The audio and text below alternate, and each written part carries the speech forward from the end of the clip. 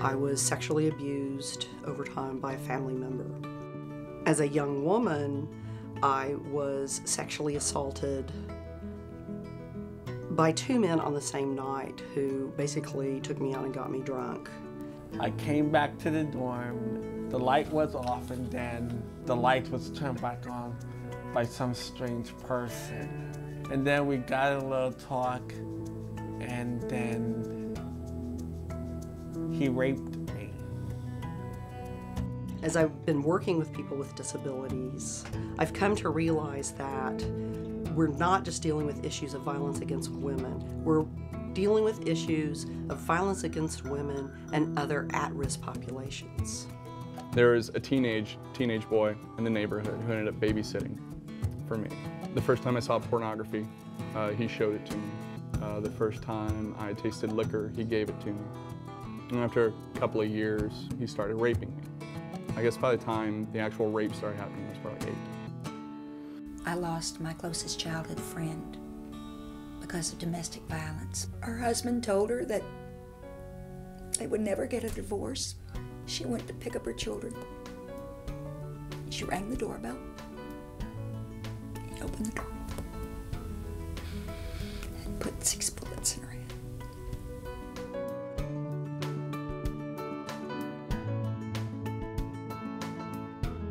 The services that we provide are absolutely essential if we care about survivors, if we care about helping people who've experienced violence, and if we care about our mission of ending violence, then we've got to keep going. One night at Denny's, I told my best friend. He suggested I tell my favorite teacher at the time, and I told her, and she got me the number for the Austin Rape Crisis Center, and I called. We're about ending domestic violence, rape, and sexual abuse. And we know that there's not one formula that fits everybody. That the way in which you really help is by having a broad spectrum of services that can then be tailored to help the individual who needs our assistance.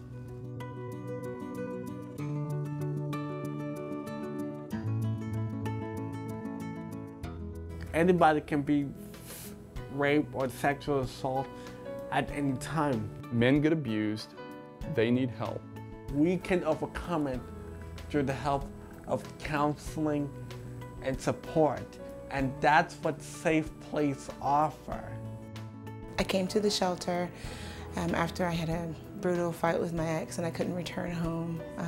I made my first call about my abuse to my mother that night, and she told me that I needed to come to SafePlace because they would be able to help me, they would be able to house myself and the children and give us a safe place to be until we could figure out what we needed to do next. And I just remember the desperate and hopeless feeling I had, but after I talked to the counselors here, they just gave me all sorts of hope about, what I could do next. While emergency shelter is absolutely about safety, it's also about starting all over again. And for many women, they have to have extra support and resources to do that.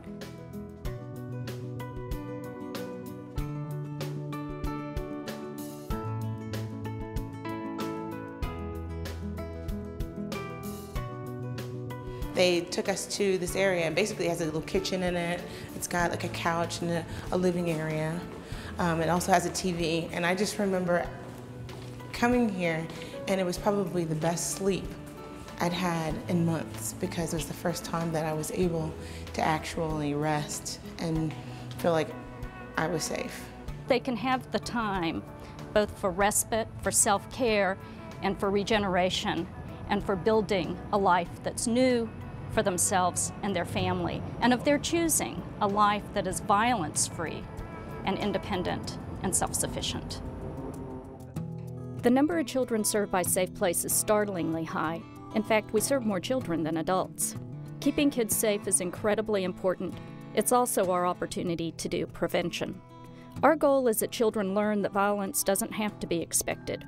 We can teach and model another way. Think about the number of survivors and the statistics that you hear on a regular basis. Now double that, triple that. That's how many more are out there now. They need to know that they have a place they can go. They need to know that there's a number that they can call.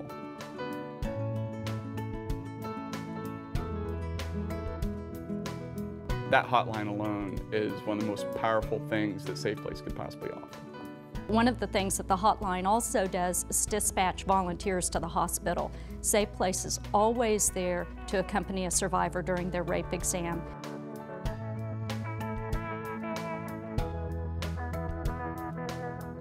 I'm involved with SafePlace because of a personal journey. And I think anybody's commitment to a community cause is infinitely more pungent when they have a personal reason to want to give of their time and their talent and their treasure.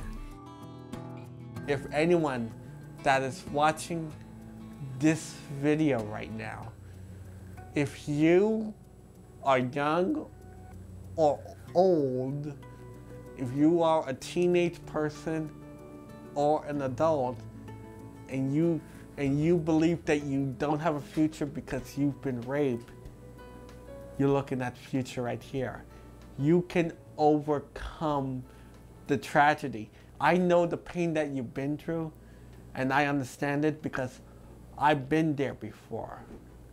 But believe me, if you have nowhere else to turn to guidance, SafePlace can give you the support that you need. Without SafePlace, I would be really sad because survivors of sexual violence and domestic violence would have nowhere to go. Without SafePlace, I probably would have gone back to that situation. I would have believed him again, and I probably would not be here today. I would be dead. Without SafePlace, I'm not sure if I'd be here right now. Without SafePlace, I wouldn't have a bright future and a new beginning.